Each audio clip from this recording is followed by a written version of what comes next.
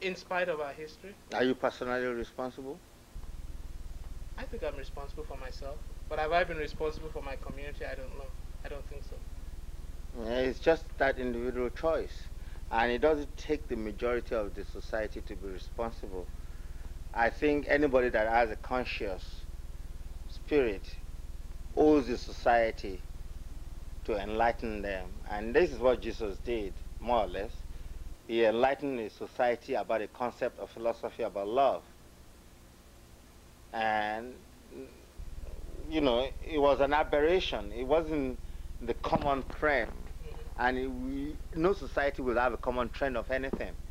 And it's up to the people who are conscious to elevate themselves into the position where they're able to influence the situation. I know it's difficult and everybody always do it, but we all have that responsibility and there's something we can all do. And if we all do what we can do, it becomes very easy.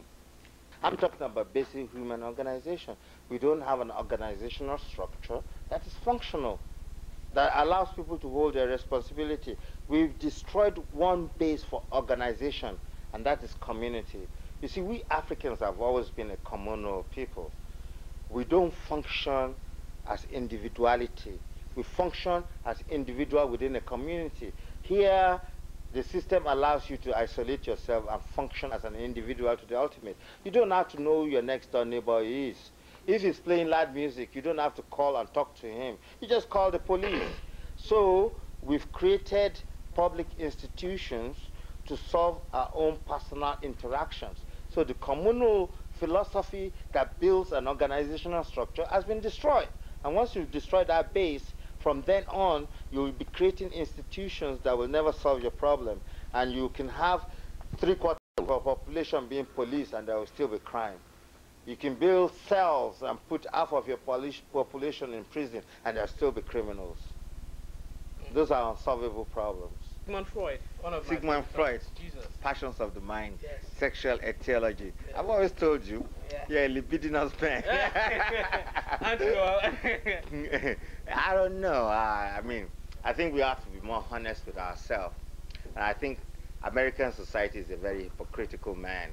Every man is a potential what? Cheater. I really, maybe I shouldn't say this on camera. Yes, I was going to say that I don't know any man that doesn't cheat. My dad doesn't. How about my grandfather? I've never met a man that doesn't cheat. Men are liars. And I think men should be bold enough to say, man, damn, I cheat. This is my girlfriend. And I think that's what's ruining this world. We should all be honest. Whatever we do, we should expect our partner to do. If men cheat, women should cheat. Wanting to commit is because of your propensity. That's one of your words. Potential. I'm quoting you for certain actions. Do you understand? Good or bad? Do you think you're capable of being committed to one woman? Yes or no? Just yes or no. Yeah, what is this? Just yes or no. 60 minutes? No. I have to give it an explanation. After the yes or no. Let me ask you a question. No, you. Let me ask you a question. No, yes or no. Let me ask you a question. Okay, next question. You are married and you are stuck in a deserted island with Tyra Banks. Who's Tyra Banks?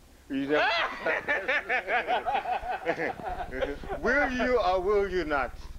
So should I say that means a yes for you? No, I'm asking you. That's the question. No. Will you or will you not? You are married. Lisa is here. I hope she's seeing. No, but I don't know. I don't know who Tyra Banks is. You don't know? Yeah. You're a liar there. Okay, just answer yes. Well, the problem I've always had is I'm very blunt. And I never cheat. I have other affairs. Concepts. Science of the Mind written by Ernest Holmes. 1936. 1936. From a different background. You kind of put it in a modern day sense of it, even though I think I understand it. But how is it relevant to us Well, today? it's not only the science of the mind. It's a progressive development. You read Celestine Prophecy. Yes. And you read The Ninth Insight. Did you read Conversation with God? If you read Khalil Gibran Prophet, if you read A Treasury of Khalil Gibran, have you read Frank Cherubin? I mean, the list goes on and on. I don't think it's one point. But what I'm finding out is that they're all talking about the same thing. Yeah, yeah. And I'm finding that Yoruba culture that I come from, a lot of the mysticism, a lot of you know, kind of superstitions are really what people are talking about. You know, in Yoruba, we have the thing we call egbe. When a little child is sick, they said your spiritual soul are calling you. That's the 10th insight. That's all the 10 things that we're describing. Now, Abiku. Yeah, Abiku and all those concepts. Yeah. So I've gone through a lot of philosophies. I've studied the Chinese philosophies. I've studied the Hindus. I've studied a lot of philosophies, and I see that they all have a common language. Even the Christian philosophy, though I think Christians, majority of them are hypocrites. They don't follow what they preach, but they all say the same thing: that a man is consisted of spirit and body, material and energy. Because how do you define spirit? Has anybody ever seen spirit before? What makes you you? What makes me me? Where is that spirit coming from? And I am coming with my own theory. I believe there's a universal law that governs everything, both material and spiritual. Now, if you look at your material, everything in you is recycled.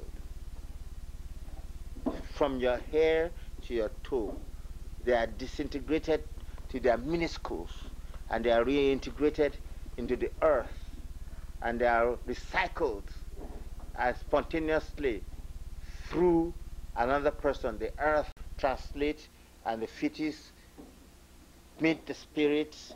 Where does the whole connection?